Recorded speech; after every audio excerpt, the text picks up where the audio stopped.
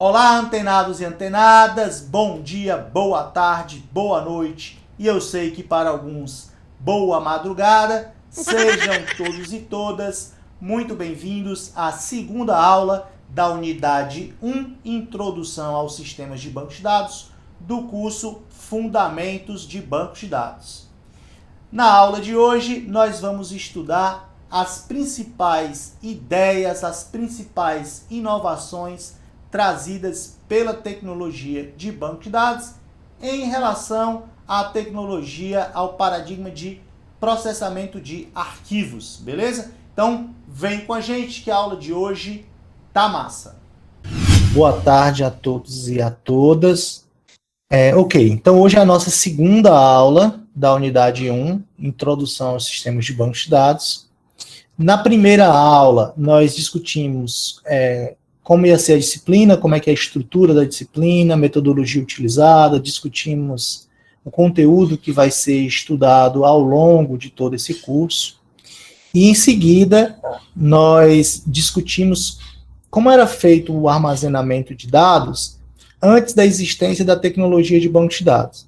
Então, nós discutimos um pouco como é que as aplicações, os sistemas, armazenavam dados antes da existência de bancos de dados. Então, em geral, era em arquivos, texto ou binário, e aí, independente se a aplicação era feita em Fortran, em C ou em COBOL, elas tinham problemas semelhantes, né? O armazenamento de dados em arquivo provocava uma série de problemas. Ok, então nós mostramos na aula passada quais eram esses problemas, quais eram as dificuldades da gente desenvolver uma aplicação, independentemente da linguagem, que armazenava dados em arquivos. Ok, então, para superar essas limitações, é que a tecnologia de bancos de dados ela foi desenvolvida na década de 70. Beleza, então, hoje a gente vai ver quais as ideias principais, quais as novidades principais que a tecnologia de banco de dados trouxe, né? E como é que essas ideias são utilizadas para solucionar os problemas que nós tínhamos no armazenamento de dados em arquivos. Então, contextualizando, nós estamos aqui na primeira unidade, Introdução aos Sistemas de Banco de Dados. Massa. Ok, então, como a gente discutiu amplamente na aula passada, antes da existência da tecnologia de banco de dados, nos anos 70, nos anos 60 e começo dos anos 70, o paradigma reinante naquele momento da história era o processamento de arquivos. Então, nós já discutimos na aula passada algumas características desse paradigma de processamento de arquivos. As principais características eram cada aplicação, né, cada programa, cada sistema, tinha que definir e manter os seus próprios dados. Então, cada aplicação criava seus próprios arquivos, armazenava seus dados nesses arquivos que ela mesma criava, e a estrutura desse arquivo, por exemplo, os separadores entre os atributos, né, entre saldo e o número da conta, toda essa informação de como os dados estavam armazenados nos arquivos ficava dentro do código da aplicação. Então, existia um forte acoplamento entre código e dados, porque a descrição de como os dados estão armazenados em arquivo texto, em disco, elas estavam dentro do código da aplicação. Beleza, isso então gerava um forte acoplamento entre o código e os dados. A terceira característica marcante do processamento de arquivos é que os dados, em geral, estavam isolados. Então, cada sistema mantinha seus próprios arquivos. Isso gerava redundância, e a redundância gerava dois problemas: o desperdício de espaço em disco e a inconsistência nos dados. Inconsistência nos dados significa que eu tenho dados redundantes, duplicados, com valores divergentes. E aí, nós comentamos que dados inconsistentes, eles não são confiáveis. E dados que eu não posso confiar, não servem para absolutamente nada. Então, a tecnologia de banco de dados, ela surgiu para resolver esses problemas, né, do processamento de arquivos, do paradigma de processamento de arquivos. Tá, quais as ideias, então, as novidades trazidas pela tecnologia de banco de dados? Primeiro, o armazenamento centralizado, ou seja, em vez de cada aplicação criar e manter seus próprios arquivos, agora nós vamos ter um repositório central. Então, todos os dados de todas as aplicações vão estar armazenadas em um único repositório centralizado. Por quê, né, essa decisão? Por que armazenar os dados de maneira centralizada?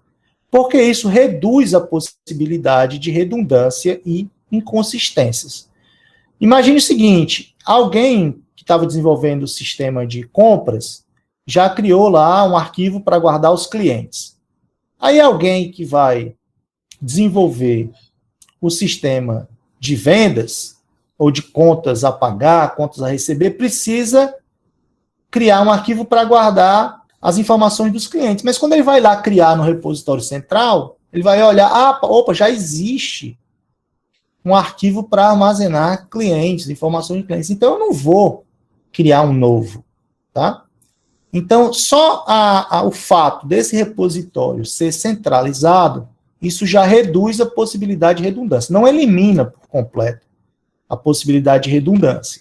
Mas o programador, o cara que vai utilizar o banco de dados, ele tem que ser muito indisciplinado para conseguir armazenar dados de forma redundante, porque vai ficar óbvio para ele, bem claro para ele, que esse dado já existe lá no repositório central.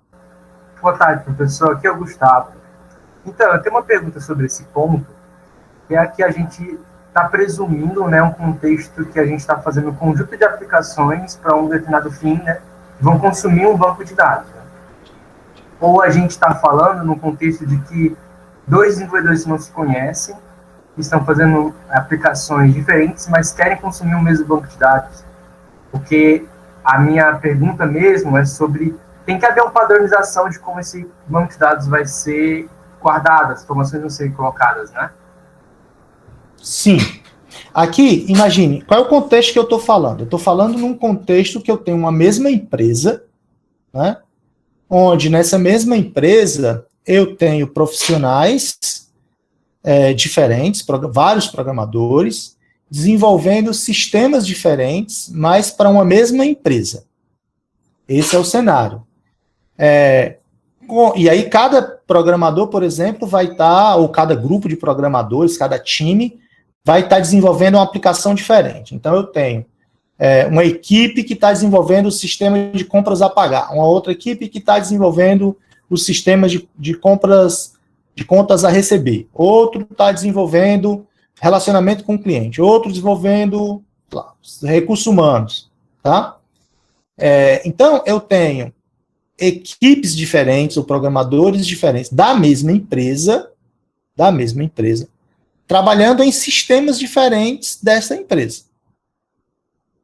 Ok? Quando eu tinha isso, na época do processamento de arquivos, cada equipe dessa, cada time, ou cada programador individualmente, ele tinha que definir como é que ia ser a estrutura do arquivo onde ele ia guardar seus dados. Só que esses caras, como estão em equipes diferentes, fazendo sistemas diferentes, eles não são obrigados a conversar. Né? Um não é obrigado a saber, nem vai ter tempo para isso, de saber como é que a outra equipe está desenvolvendo o sistema dela. Então, na prática, cada equipe que está desenvolvendo uma aplicação, ela desenvolve a aplicação e ela define qual a estrutura dos arquivos que serão utilizados para guardar os seus dados. E, em geral, a descrição de como é a estrutura desse arquivo, né, quantos atributos eu vou guardar de cliente, por exemplo, eu vou guardar nome, CPF, salário, em que ordem? Né, qual vai ser o separador desses dados no arquivo? Isso tudo os programadores dessa aplicação decidiam e isso não estava documentado em lugar nenhum, a não ser no código. Então, para descobrir, eu tinha que abrir o código da aplicação para saber.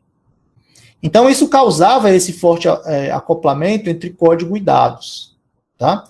Como cada equipe desenvolve o seu próprio sistema e os seus próprios arquivos, a probabilidade de ter dados redundantes, né, era maior. Como os dados estão isolados, a probabilidade de você ter dados redundantes era bem grande. E dados redundantes, como eu falei, gera desperdício de espaço e disco e inconsistência. Então, nesse contexto de que eu tenho várias equipes, ou vários programadores, desenvolvendo sistemas diferentes para a mesma empresa, então eu estou desenvolvendo para uma mesma empresa. Então, a tecnologia de bancos de dados traz essa característica de, opa, nós vamos agora fazer o armazenamento centralizado, ou seja, todas as informações manipuladas pelos sistemas, pelos diversos sistemas da minha empresa, vão estar em um repositório centralizado, em um repositório central. Então, todos os dados que serão utilizados por todos os sistemas da minha empresa estarão neste repositório. Ok, então, o pessoal que está, a equipe de desenvolvimento, que está desenvolvendo o sistema de contas a pagar, ela vai guardar os dados de contas a pagar onde? Nesse repositório central. A equipe que está fazendo o sistema de contas a receber, vai guardar os dados dela onde? Nesse repositório central. A equipe de recursos humanos, de RH, vai usar o repositório central. Beleza? Departamento jurídico, vai usar o repositório central. Então, todos os dados estão no repositório central.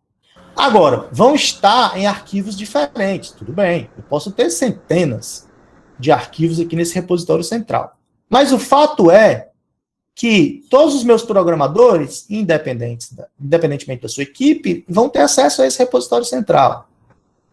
Então, se já tem um arquivo chamado clientes, então se uma equipe de um desenvolvimento de um sistema precisa criar uma tabela clientes, ela vai olhar lá no repositório, vai até tentar criar a tabela lá no repositório, o arquivo lá no repositório, ela vai ver, opa, já tem aqui. Talvez não tenha todas as informações que eu preciso, mas aí eu vou alterar ela, em vez de criar uma nova. Então, só o fato dos dados estarem centralizados, isso já ajuda a reduzir a redundância. Não impede, não elimina, mas ajuda. Porque os dados não estão mais isolados. Eles estão agora em um repositório central. Então, só o fato deles estarem nesse repositório já reduz a possibilidade de redundância. O que vai, reduzindo a redundância, eu vou reduzir desperdício de espaço em disco e a probabilidade de ter inconsistência. Agora, a descrição dos dados, ou seja, a descrição dos arquivos, dos dados que estão nesse repositório central, também é centralizada. Então, essa descrição dos dados é importante, porque aí na hora que uma equipe for tentar criar um arquivo para guardar informações de cliente, ela vai nessa descrição dos dados que é centralizada. Aí, opa, já existe, não vou criar. Pode ser que ela não me atenda. Eu preciso guardar uma informação que não é ainda armazenada. Aí você vai lá e vai alterar esse arquivo de clientes para que seja armazenada a informação que você deseja.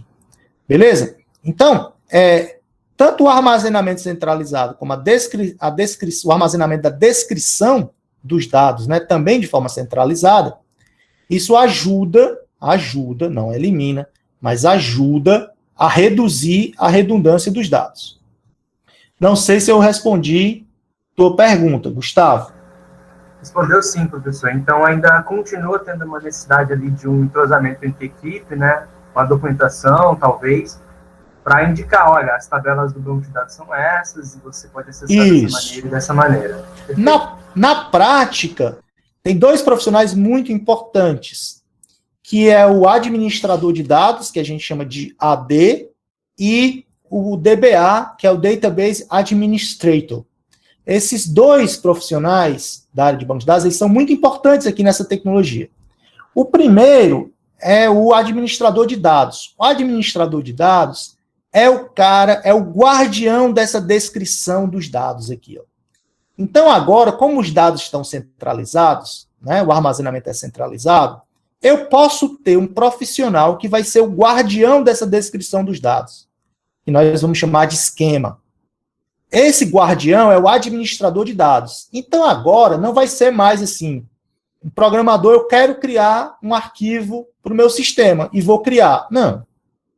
Ele vai pedir ao administrador de dados, ele vai passar a demanda dele para o administrador de dados, que é o guardião dessa descrição dos dados, para ele ver a possibilidade. Já tem, não tem, vai criar, como é que vai criar? Então, é o administrador de dados que decide. Logicamente que essa descrição dos dados, o administrador de dados, ele pode compartilhar com os programadores. Os programadores podem até ter acesso a ela. Isso pode acontecer. Em geral, isso é evitado por questões de segurança, que eu vou falar mais na frente. Porém, na prática, não é o administrador de dados que vai criar os arquivos fisicamente. Aí existe um profissional para isso, chamado DBA, que é o Database Administrator, o administrador do banco de dados. O administrador de banco de dados é o profissional responsável por deixar o banco de dados funcionando 24 horas por dia, 7 dias por semana, sempre com um desempenho aceitável para as aplicações. Então, o DBA ele é responsável pelo desempenho do banco, ele é responsável pela segurança do banco, contra invasões, ataques. Ele é responsável por criar fisicamente os arquivos em disco no banco de dados. Então, ele é o guardião do sistema de banco de dados, certo? Ou seja, é ele quem fisicamente vai criar um arquivo, mas ele não é ele que decide o formato do arquivo. Dá para entender a diferença? Certamente que sim. Assim, o administrador de dados define como vai ser o arquivo, a estrutura dele. Mas ele não cria fisicamente em disco. Não é ele não tem direito, ele não tem poderes, ele não tem direito de acesso para ir lá e criar o arquivo. O DBA, por sua vez, tem poder de criar um arquivo no meu banco de dados, nesse repositório central. É ele que gerencia o repositório central. Mas, em compensação, ele não pode dizer qual ele não cria tudo que ele quer, ele só cria o que o AD manda, o que o AD autoriza. Então, é como se o administrador de dados fosse o guardião da descrição dos dados, e o DBA é o guardião do repositório central de dados. Mas aí, por questões de segurança, a gente usa um conceito de segurança chamado de separação de responsabilidades. Então, o administrador de dados decide qual o formato dos arquivos que serão criados, dos dados que serão armazenados, mas ele não tem poder de ir lá no sistema de banco de dados e criar, de ir lá no repositório e criar. Já o DBA tem esse poder de ir lá no repositório e criar os arquivos, mas ele não pode criar da cabeça dele. Ele só pode criar aquilo que foi autorizado pelo administrador de dados. Se ele criar alguma coisa no repositório central que não foi autorizado pelo administrador de dados, ele está cometendo um ilícito, está cometendo dentro da empresa, logicamente, né? Ele está indo além das suas atribuições e pode ser punido, demitido por conta disso. É o quê? Dessa forma, a gente separa as responsabilidades. Porque, veja, eu tenho um problema de segurança muito sério se o mesmo profissional que decide como os dados serão armazenados, se esse mesmo profissional tiver o poder de criar lá no banco. Porque esse cara vai ser o cara super poderoso da empresa em relação ao armazenamento de dados. Tá, então veja, voltando aqui para as características da tecnologia de banco de dados. Eu tenho um armazenamento centralizado, a descrição dos dados centralizados, e agora eu tenho uma linguagem de acesso aos dados padronizada, que em geral é a linguagem SQL. Né? Agora, independentemente de como está esse dado armazenado no repositório, não me importa mais se é um arquivo TXT ou se é um arquivo binário, não me importa como esse arquivo está armazenado, a linguagem padrão que eu vou usar, a linguagem que eu vou utilizar para acessar esses dados, ela é padronizada. Agora, todos os programadores da minha empresa, se querem fazer suas aplicações, acessarem os dados que estão no repositório central, elas vão ter que usar essa linguagem padrão. Qual é a facilidade agora? Todos os programadores utilizam a mesma linguagem para acessar os dados que estão nesse repositório central.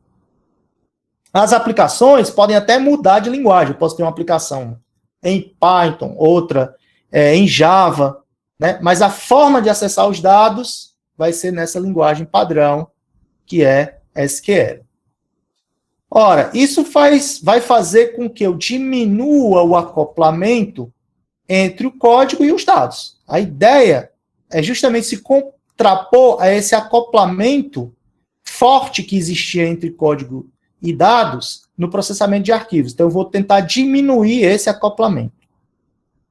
Beleza? Então, essas são as ideias principais, as novidades principais trazidas pela tecnologia de banco de dados.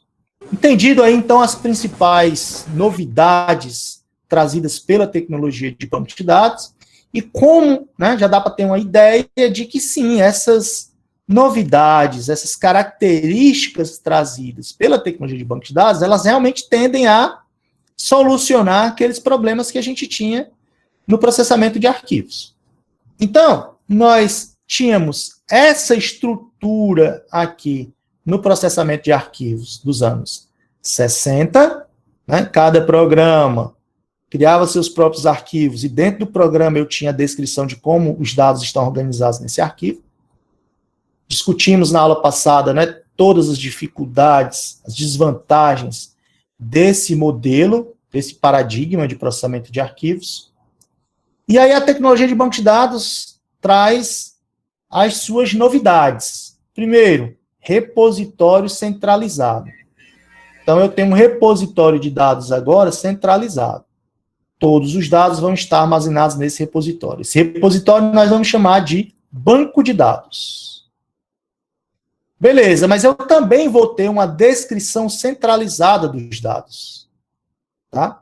E aí eu vou ter vários programas aqui feitos por programadores diferentes e muito provavelmente em linguagens diferentes, que querem acessar os dados que estão aqui nesse repositório centralizado. Tá, mas independente da linguagem que esses sistemas estiverem sendo desenvolvidos, a linguagem para acessar os dados vai ser a mesma. Eu tenho uma linguagem de acesso padronizado, em geral vai ser SQL. Mas, por exemplo, esse programa 1 pode ser desenvolvido em Java, o programa 2 em Python, o programa 2 em Scala, em .NET, não importa. Todos esses sistemas vão usar a linguagem SQL para acessar os dados. Massa. Show de bola. Aí a gente precisa, agora, definir alguns termos. Tá? Primeiro termo que a gente precisa definir é o termo banco de dados. O que é um banco de dados? É um conjunto de dados interrelacionados. Então, um banco de dados ele é um conjunto de dados que tem alguma relação entre si. Então, veja, um banco de dados não é só um conjunto de dados. Não é só um dataset. Ele não é só um conjunto de dados. Ele é um conjunto de dados, mas existe uma relação entre esses dados. São dados da minha empresa, são dados do sistema de recursos humanos, são dados, certo? De um determinado contexto. Então, não é só um conjunto de dados. Um conjunto de dados quaisquer, né, para brincar, a gente chama de bando de dados. É um bando de dados, uma ruma de dados. Mas não é um banco de dados. Então, banco de dados é um conjunto de dados interrelacionados, ou seja, existe uma interrelação entre esses dados. Aí tem um outro termo que eu preciso definir, que é SGBD. SGBD é Sistema de Gerenciamento de Bancos de Dados. Bom, quem é o SGBD? SGBD é o software, é o componente de software que vai ser responsável por armazenar esses dados, acessar esses dados quando as aplicações pedirem, modificar esses dados, né? Garantir que eu não vou ter problemas de acesso concorrente, como aqueles que nós discutimos na aula passada. Ele vai garantir que, se ocorrer alguma falha, os dados serão recuperados após essa falha. Então, faltou energia, não tem problema. O SGBD vai garantir que, quando voltar energia, os seus dados estejam consistentes. Então, o SGBD é o software que gerencia o armazenamento e a recuperação dos dados. Beleza? Então, ele é o software. Exemplo de SGBD, quando a gente fala o SGBD Oracle, o Oracle é um SGBD, é um sistema de gerenciamento de banco de dados. O SQL Server é um SGBD. O PostgreSQL é um SGBD. O MySQL é um SGBD. O Access, não, o Access é um sistema de arquivo aí, fuleiragem qualquer. Brincadeira. Tá, e o terceiro termo que a gente precisa definir é sistema de banco de dados. O que é um sistema de banco de dados? É o banco de dados mais o SGBD. Tá? É o software mais os dados interrelacionados, né? Ou seja, os dados relacionados a um determinado contexto. Ok, então nós conseguimos definir o que é banco de dados, o que é SGBD e o que é SBD, que é Sistema de Banco de Dados. Se você gostou da aula de hoje, então deixa aí o seu like, deixa o seu joinha, compartilha esse vídeo, compartilha aí nas suas redes sociais, marca os amigos da turma, marca a galera que gosta de bancos de dados. Se você tem dúvidas da aula de hoje, deixa suas dúvidas aqui que nós vamos responder todas as suas dúvidas. E o mais importante, não esquece de seguir o canal para ajudar a gente. Clica no sininho para ser avisado sempre que a gente postar uma nova aula aqui no curso Fundamentos de Banco de Dados. Beleza? E até a próxima aula.